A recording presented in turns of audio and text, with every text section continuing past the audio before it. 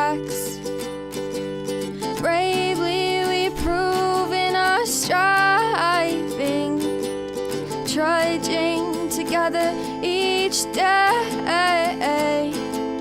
Where there's a will, there's a way.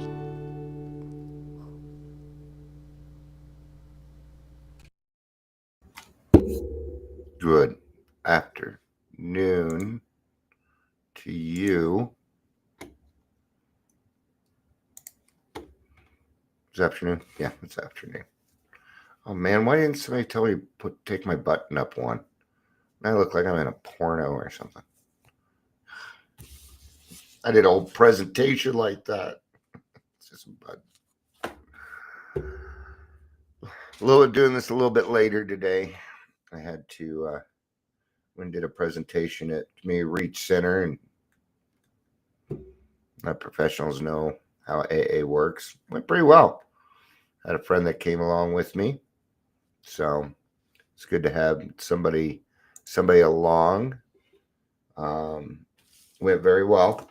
They clapped and shit and asked questions, so I'm assuming it went well.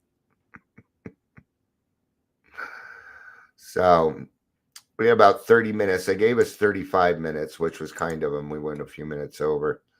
So I'm figuring out it takes about 45 minutes to do the whole thing. So yeah, but it went well. Mostly it's about just getting out there and doing what needs to be done. I'm going to change my shirt. All right, this is, I'm not big on collars.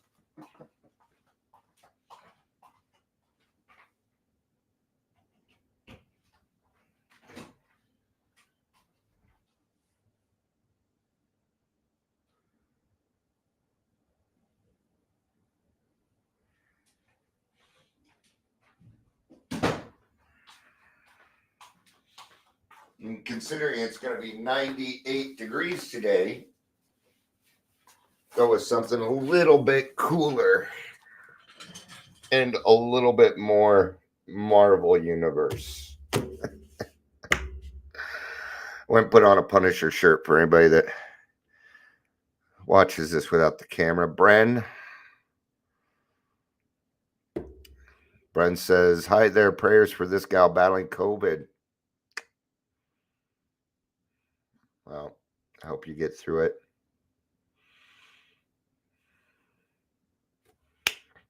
God, heal this child. Heal this child. Heal Bran and all of her.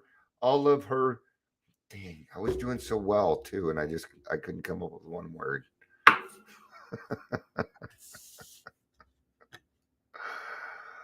Oh, I don't even feel like today's even started yet. I'm kind of out of it. Welcome to Daily Trudge, Dion. I'm your host. If you're here, please say hello, whether watching the live or the rewatch. We're going to go back a little bit. I'm going to use the daily reflections, but I went back a little bit. And unless people really want to cover page 77 in the 12 by 12 for the 5th day in a row. If that's what you want, we can do that too. All right, today we're talking about term uniqueness. Being unique is something we kind of... Now, when it comes to this, it wasn't just you. Everybody around you was always telling you how you were different. Remember that?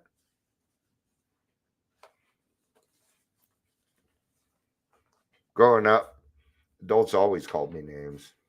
Stupid, crazy, retarded. Yes, this came from adults. I was told I was different. Every time I turned around, people were telling me how different I was. Whether it was my own peers, whether it was adults, whether it was police officers or anybody else, not everybody else had to go to therapy. Not everybody else had to go through what you went through. No wonder it feels that way. You were set apart from the time you were born when you started acting like a fool when you were younger. Oh, I didn't act that way. Yeah, okay. I know better. May not seem like it, but right? And then on top of that, to come with alcoholism, and they sit there and tell you, well, you're only an alcoholic if you're living on Skid Row drinking out of a paper bag, so that makes it even worse. It isn't just the alcoholic brain that makes us feel like we are different from other people, even though we are. But it is the stigma that creates the loneliness. It is these different places dividing people that creates the loneliness. It is.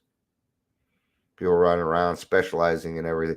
See, all the money is gone for recovery services, but not for family services. So now they're going after that money, the children and stuff.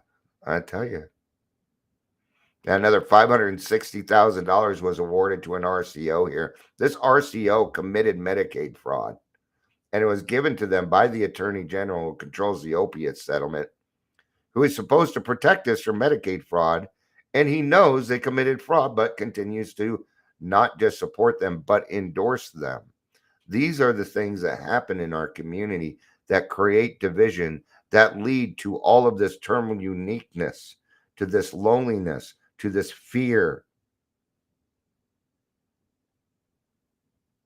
Getting to AA or a program that works for you, it should be simple. But it's a sad day when we got to cut through red tape just to help somebody out. I've gotten pretty good at it. Let's get to the reading. It looks like it's going to take us to As Bill Sees It, page 24. Who knows where it's going to lead us from there? Probably nowhere, because it sounds like a personal story. So page 24 in As Bill Sees It. Let's see what it says at the bottom. Yep, it was a grapevine reading. Grapevine reading. Substacks. Got my Substacks going. Alike when the chips are down. In the beginning, it was 4 whole years before AA brought permanent sobriety to even one alcoholic woman. All right. Michelle says, you got me thinking about how did I view alcoholics? Yeah. You were taught that. All right. It's just like this. There's a lot of great people out there that became recovery coaches.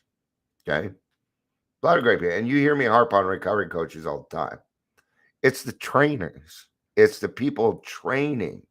They are the ones responsible for the bullshit because they are teaching people bullshit. And I know this. I was a national recruiter and trainer for several big companies. And I know exactly how training works. Now, at one point, I was like, should I become a recovery coach trainer? Because I'd be really good at it. I'd be fucking phenomenal at it. Here's the thing. The one that it's called CCAR. And CCAR just doesn't seem to give a fuck on what their trainers are actually doing. So no. Anyway, it's the same thing. It just causes division. It does. If somebody comes along and cuts down AA or even says something like, yeah, I tried AA and it seemed to work for other people, but you're creating division.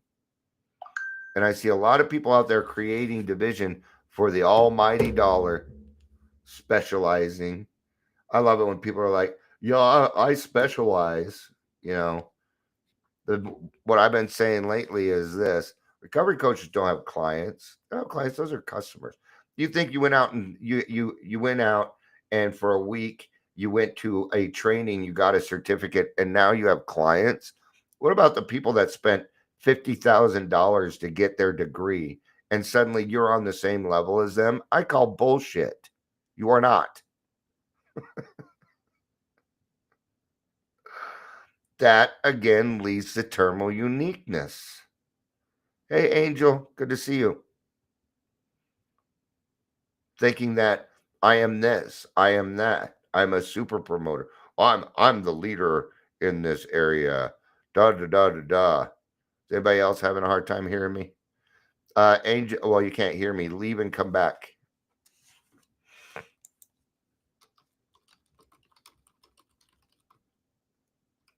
It happened to Amber the other day. There we go. All right. So it took 4 years before any permanent sobriety for one alcoholic woman. Like the high bottoms, the women said they were different. AA couldn't be for them. But as the communication was perfected mostly by the women themselves, the picture changed. Huh. Grassroots is 80% women. Yeah. The men are the minority in that meeting. Kind of a switch, huh?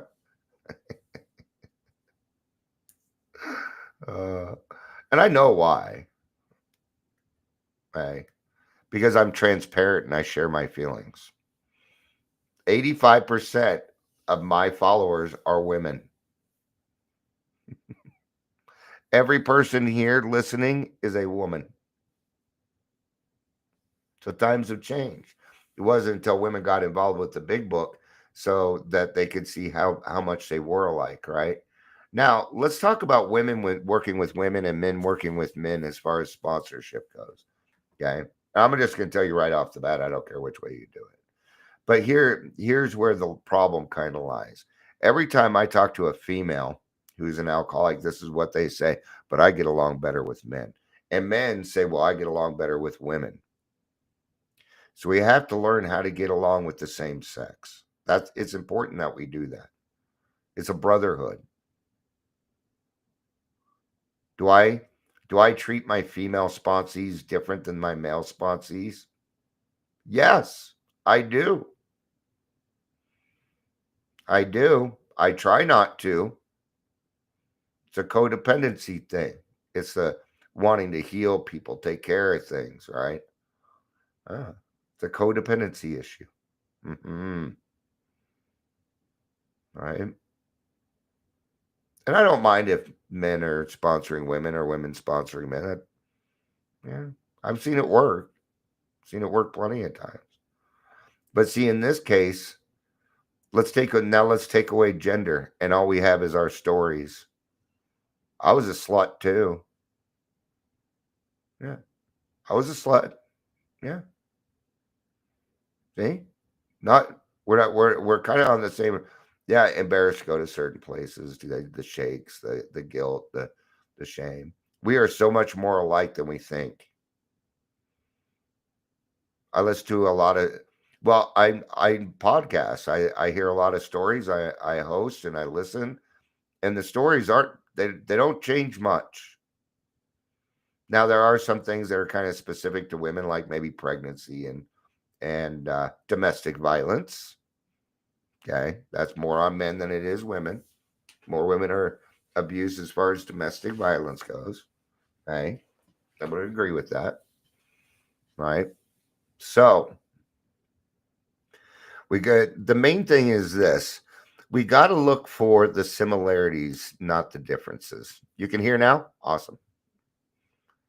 So, you know, we were just kind of talking about this. I ended it with the loneliness of an alcoholic. It's a loneliness, and we know a loneliness that few people do. And it is all about what I've just been talking about. The stigma, the how people think of other people who have never even been in that situation. I can't believe some of the things I hear about homeless. And when I hear it, I just want to throat punch those people. I really do. And I do get in their face. I was homeless. I was homeless twice. You know, people can change. In fact, that's one of the main things that we were talking about in the meeting that we just did. And Angel was helping me. She was here. Angel came and helped me. Good job, Angel. We got some compliments on that, by the way. Right. At the end, I gave out my phone number and my email. Told them for anything, call us. We'll do what we can. Do what we can. But we emphasize that we changed, that we were now working members of society, that we were voters. and taxpayers that the police trust us now. All right. There was at least two people in that meeting that had either been to AA or were in AA because they were watching. And be like, yep, that's the right thing. Yep, that's the right thing. I know of at least two that were in that meeting. All right. But everybody, we always have our own terminal need. Well, if you went through what I went through, maybe mine was a little different. Your life was hard too. I was a bedwetter till I was 11. Not many people like that. Okay. But it was just from a trauma. Well, guess what? It was the same trauma you had. It just came out differently. Aha. Now we're on the same page. We need to find landing spots. We need to find where we belong. We need to be at a place where we can at least agree on some things so that we can make change. That is what we're supposed to do. Okay? And this terminal uniqueness will set you apart. And you're already set apart as an alcoholic. It's already hard enough. So don't be going into the rooms deciding that you're so much different than everybody else in the room that nothing in the world can help you. Right? It's like sometimes I'll talk to people and this is going on and that's going on and it's all self-diagnosed. So I bring up therapy.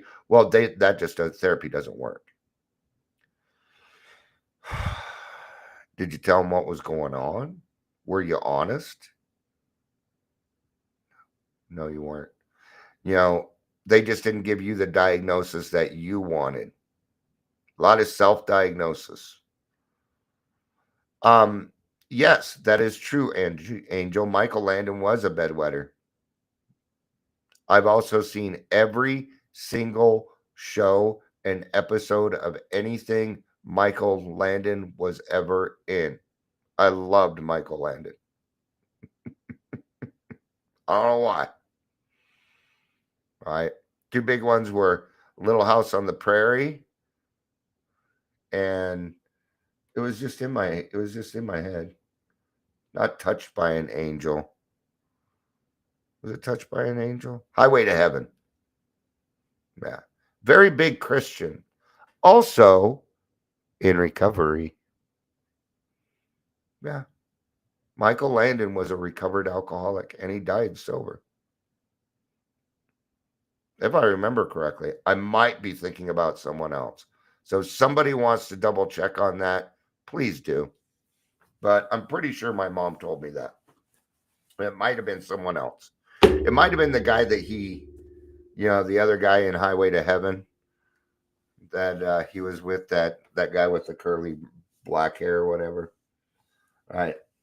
So this process of identification and transmission has gone on and on. The Skid Rower said he was different. Even more loudly, the socialite or the Park Avenue stumblebum said the same. So did the artists and the professional people, the rich, the poor, the religious, the agnostic, the Indians, and the Eskimos, the veterans, and the prisoners. They all said that they were terminally unique, that they were Victor French. That's who it is. Thank you. They said that they were different. Okay. Now, society partly did this because it's the socialites, the Eskimo. Remember, this is 1939. Women aren't even allowed to vote yet. Okay. But it still goes on. It doesn't matter who I talk to, the same excuses come out of the mouth. It is always the same excuses. And then we go beyond that. We get sober and then we start giving ourselves titles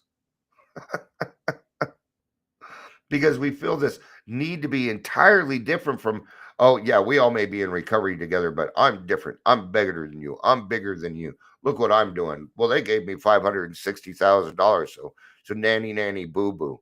I can tell you right now, it's going to fail. They're going to have to give that money back. All right. I'm not going to do too much digging, but I do have a couple of friends on that opiate abatement committee. And I asked him, I'm like, I'm like, can you send me the information on that? I asked for the breakdown of how they're going to spend the money, and then we'll have the truth. Yeah, right. But those are just more people wanting to be unique. I go through it. I go through it. I feel like the Daily Trudge. I have not found anything else like this. It is unique. I'm not saying there isn't anybody else out there doing what it is that I do in this format. I'm not saying that. I'm just saying I haven't found them yet. I don't find too many people that do things the way that I do. It's not okay. I mean, it is, and that's okay. Sorry, I saw the word not. Michelle says Michelle was not a recovering alcoholic. His co-star Karen was in recovery. Maybe that was it. Maybe that was it. See? See? That's exactly why I said double check that. Right? Why? Why? Because I don't want to lie here. I don't want to give you misinformation. And you're going to go off. Did you know Michael Landon was a recovering alcoholic? Because Dion said it, but Dion didn't fact check it. So thank you, Michelle, for covering my ass. So that may have been it. I think I was thinking of somebody else, though. It might have been a different show. John Larroquette. It might have been him that I was thinking of. Now he is in recovery. Yes. He even had a comedy show about it with a very famous singer. Anyway, you've been told that you were different in this and this and that. But see, even we get into the program and people are like, oh, this is great, but AA is not here for you to spin off to take to somewhere else to yeah. Okay, let's get back to this.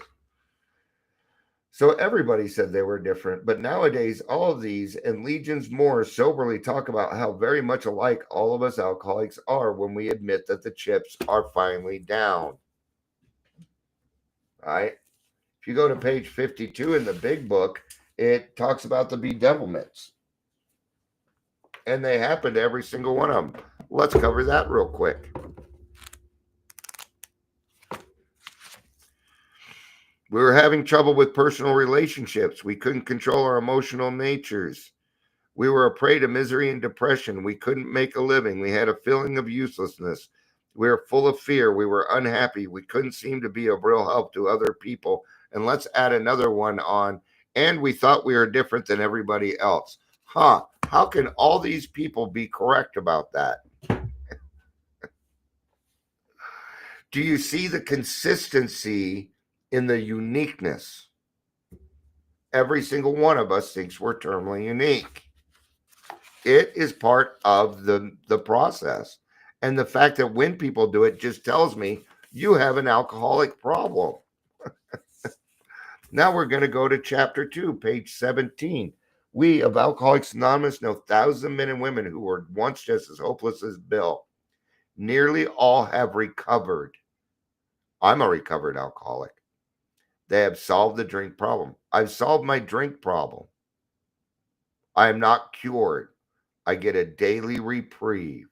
I get the grace of God every day. But this is where I was trying to get to. And something that I brought up in the CPC meeting that we just did too. All right. We are average Americans. All sections of this country and many of its occupations are represented, as well as many political, economic, social, and religious backgrounds. Okay. You want to know another thing I hear almost every alcoholic say, and it doesn't matter what industry they're in, they say, my industry is the worst when it comes to drinking. I'm going to tell you now, there's no real industry that's worse than the others. It's what's readily available. And what would that be? Sir, that would be restaurant and bar. Because it's readily available. Because some employers encourage you, oh, you get 1 or 2 shots during your shift, and they kind of encourage it. Hospitality is probably the worst. If I would take an educated guess, but then that's it.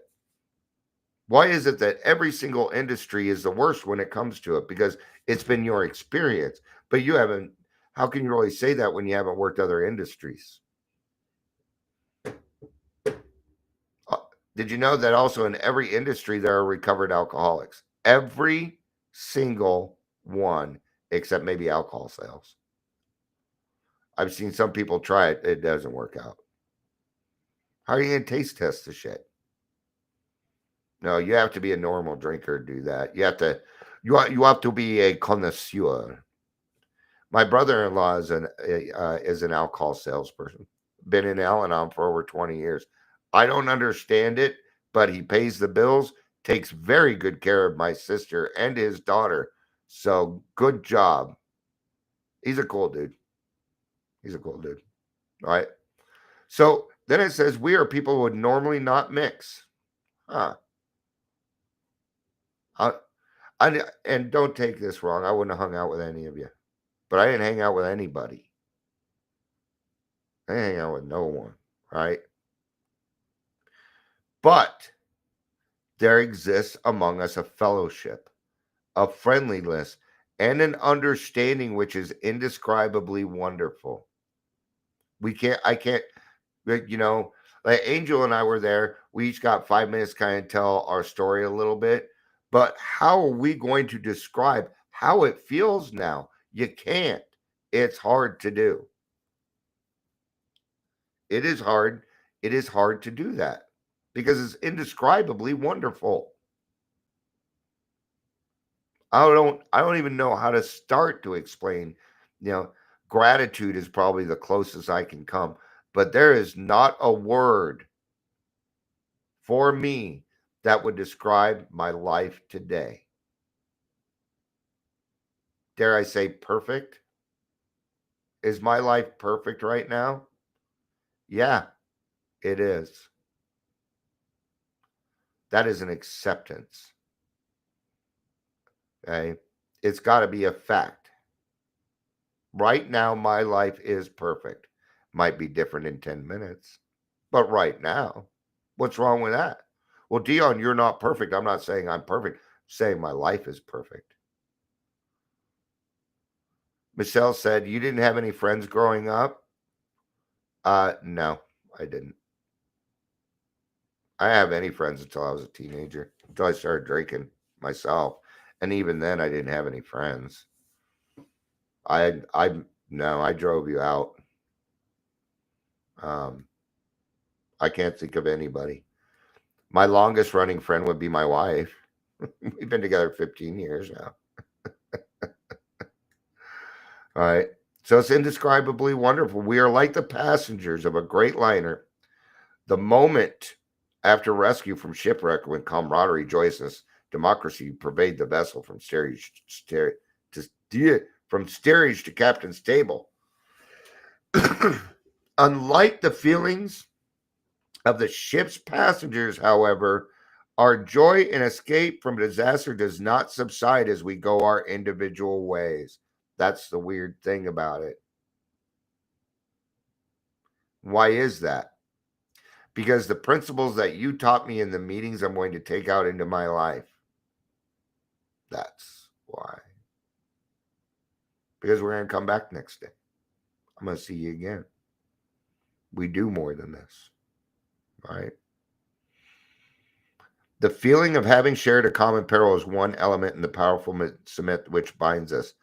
But that in itself would never have held us together if we had joined today, together as we are now joined. The tremendous fact for every one of us is that we have discovered a common solution. That's where it is. It's that landing spot that I keep talking about. That landing spot. We have a way out on which we can absolutely agree. And what they're talking about is the first 100 who wrote the big book.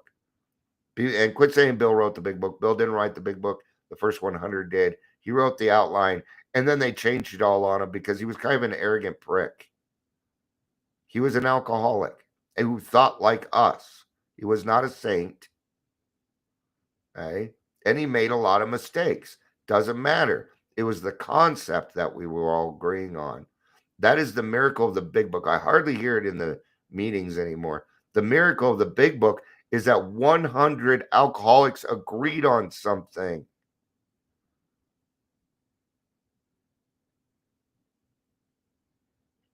This is the great news this book carries to those who suffer from alcoholism. All right, let's do the reading from this, and then we're going to wrap up, and then I'm going to go have a cigarette, and then I got to head back to CRC for the 2 o'clock meeting. So, all right. I cannot consider myself different in AA. If I do isolate myself from others and from contact with my higher power,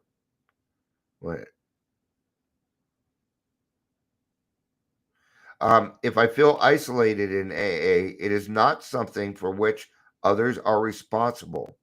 It is something I've created by feeling I'm different in some way. Today, I practice being another alcoholic in the Worldwide Fellowship of Alcoholics Anonymous. Hey, Amber, it's good to see you. I'm just wrapping up. And I would do more, but I got to get some stuff ready for the meeting. And, eating, things like that. Hey, Sam. Oh, we're all showing up now that I'm ending.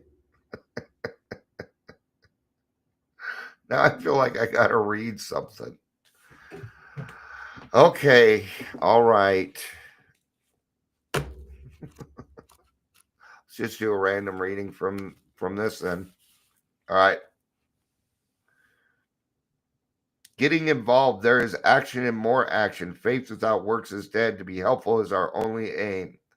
Alcoholics Anonymous, page 88. This comes from January 24th. I understand that service is a vital part of recovery, but I often wonder, what can I do? Simply start with what I have today. This reminds me, Amber says this a lot in meetings. Okay. Her sponsor told her at a week, you can go help other alcoholics. Well, how can I do that? Well, you know where to get a big book. You know where to find meetings. You know how to do the first step. There's a lot of things you already know. So even right off the bat, you can be in service work. What I went and did today, what Angel and I went and did today, service work, right? Yeah. And there's lots of things to do. I look around to see where there is a need. Are the ashtrays full? Do I have hands and feet to empty them? Suddenly I'm involved. Yeah. Hey, Neil, good to see you. He's like, sorry, I'm late. Everybody showed up at the end. It's all right. It's not a big deal.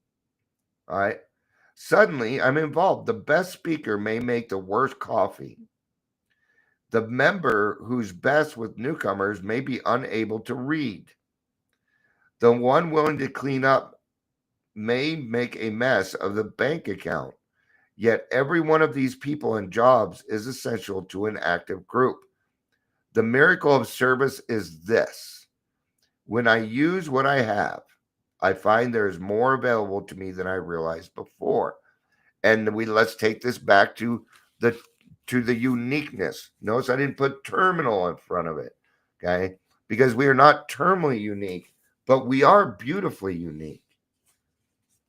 It's your uniqueness that makes you beautiful. It's your imperfections that make you beautiful. It's your imperfections that make you perfect, right? Now, I'm a good speaker. Maybe I don't make the best coffee, though. Maybe I would make a mess of the bacon. See, everybody has a skill, right? And what I do is this, because people, not as much anymore, but I used to get a lot of calls. Dion, I want to get into, Dion, I want a podcast. Okay, well, let's talk about that. And we sit down and talk. It isn't what they really wanted to do. But what I do is I find people's passions and then I go create service work around it. So find out what you're good at and create service work around it. People do it all the time. You're good at something, right? Yeah. All right. Gonna wrap it up. Thank you everybody for being here. Wow, 7 people. That's a lot for Dion. Actually, it's not. You know what it is? Perfect. Thank you, God. Thank you, God. Thank you, God. Thank you, God. All right? And thank you all for being here. I appreciate it. I love you. You know I do. Peace out and have a